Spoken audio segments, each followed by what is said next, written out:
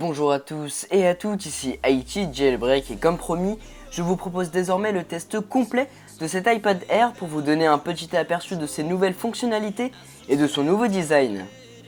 C'est donc la nouvelle génération des tablettes d'Apple sortie le 1er novembre 2013, je vous le rappelle.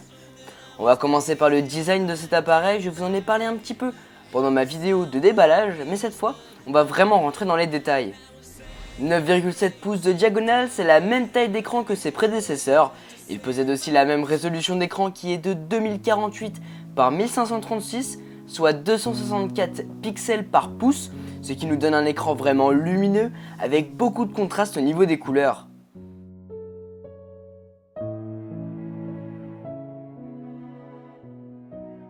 L'iPad n'avait pas vraiment évolué depuis les générations précédentes, mais cette année, Apple lui a réservé un tout nouveau design. Il se rapproche désormais plus de l'iPad mini, donc avec des bords plus fins, puisqu'ils sont de 7,5 mm et avec un poids lui aussi réduit car il pèse que 472 grammes.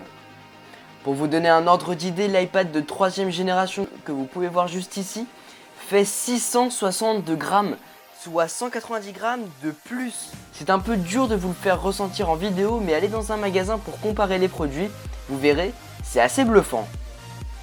Pour l'appareil photo, c'est du 5 mégapixels, c'est pas super, mais la qualité est plus que satisfaisante sur une tablette, d'autant plus qu'elle n'a pas été créée dans ce but, mais Apple aurait quand même pu rajouter quelques fonctionnalités, je parle par exemple du slow motion ou encore du mode panorama qui sont malheureusement absents de cet iPad.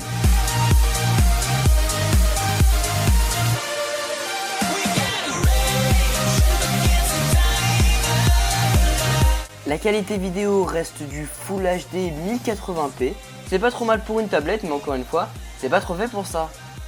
La caméra frontale qui elle se trouve à l'avant de l'appareil possède un capteur photo de 1,2 mégapixels, il peut filmer en HD 720p et est majoritairement utilisé pour faire des appels FaceTime. On va maintenant parler des performances de l'iPad Air, elles ont été annoncées comme 2 fois supérieures à celles de l'iPad 4, on va tout de suite voir ça avec un petit test Geekbench 3. Cet iPad est équipé de la puce A7 avec une architecture 64 bits et un coprocesseur de mouvement M7, la même que dans l'iPad mini Retina et dans l'iPhone 5S. Un processeur dual-core cadencé à 1,4 GHz et pour finir à 1 Go de RAM pour cet iPad. On lance le test et au niveau des résultats, on est très haut par rapport aux précédentes générations. 1473 en simple cœur et 2778 quand les deux sont sollicités. Donc un score absolument hallucinant quand on le compare avec celui de l'iPad 3. Cet iPad Air est donc vraiment puissant, il est même plus puissant que l'iPhone 5S, mais le processeur de cet iPhone est cadencé à 1,3 GHz, alors que celui de l'iPad Air, comme je vous l'ai dit, est cadencé à 1,4 GHz. Alors si vous n'aimez pas les ralentissements sur les tablettes, que vous aimez la fluidité et que vous adorez jouer, n'hésitez pas à acheter cet iPad. Au niveau du jeu, les graphismes sont super avec cet écran Retina, on n'a rien à redire sur la fluidité de l'appareil, on sent vraiment la puissance de cette nouvelle puce A7.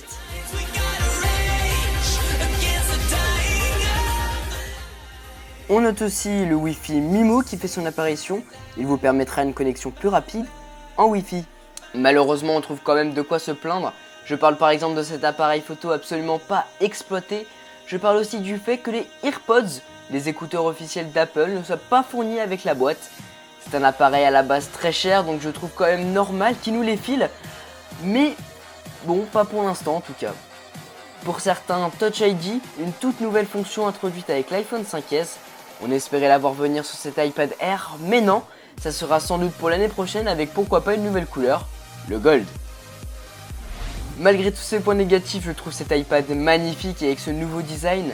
En plus, il est léger, super fin, surpuissant avec cette puce A7, sans oublier l'iOS 7 sous lequel il se trouve. Un système d'exploitation parfaitement adapté pour cet iPad. Et comme dit Apple, qui peut le plus, pèse le moins. On en parle peu, mais ces 10 heures d'autonomie sont très appréciables, surtout en déplacement, sachant que vous pourrez largement dépasser la barre des 10 heures. Une chose aussi très importante à mettre en évidence, Apple a rendu disponible gratuitement ses packs iWorks et iLife à l'achat de tout nouvel iPhone ou iPad.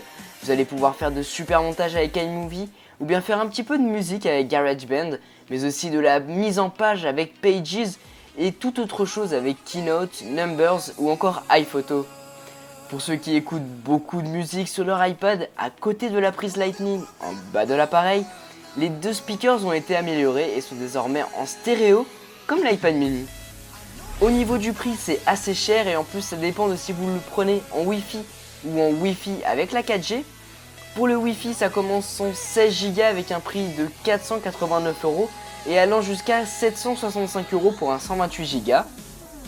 Pour le Wi-Fi plus cellulaire, on commence à partir de 609 € pour la version 16 Go et 885 € pour un 128 Go.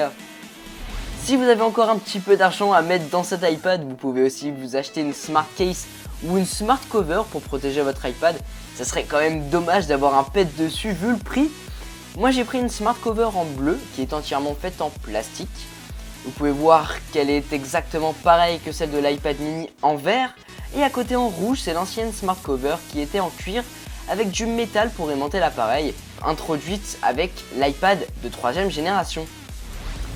Mais après, pour des prix plus abordables, je ne peux que vous solliciter à prendre l'iPad mini Retina, qui je vous le rappelle est exactement pareil que l'iPad Air. Là où ça va être différent, c'est au niveau de la taille de l'écran, qui est de 7,9 pouces de diagonale.